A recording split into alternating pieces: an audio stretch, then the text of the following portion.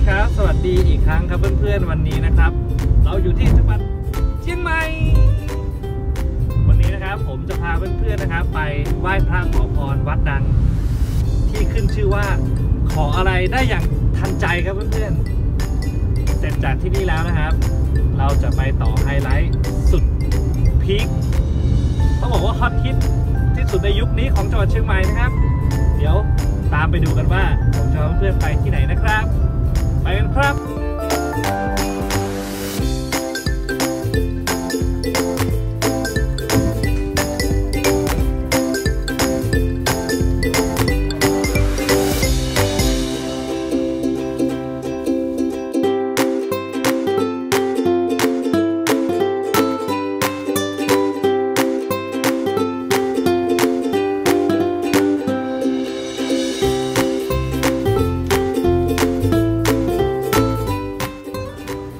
มาถึงแล้วครับเพื่อนๆมาถึงจุดแรกที่ผมตั้งใจมาที่จังหวัดเชียงใหม่นะครับก็คือวัดพระธาตุดอยคำครับวัดนี้นะครับขึ้นชื่อเรื่องของการไหว้พระขอพรนะครับกับหลวงพ่อทันใจคนที่นี่เขาบอกว่าขออะไรก็ได้เดี๋ยวไปดูกันนะครับว่าบรรยากาศภายในเนี่ยคนจะเยอะขนาดไหนแล้วก็เราลองมาดูว่าสิ่งที่เขามาแก้บนคืออะไรและเยอะขนาดไหนครับเพื่อนๆเดี๋ยวเข้าไปดูข้างในกันนะครับไป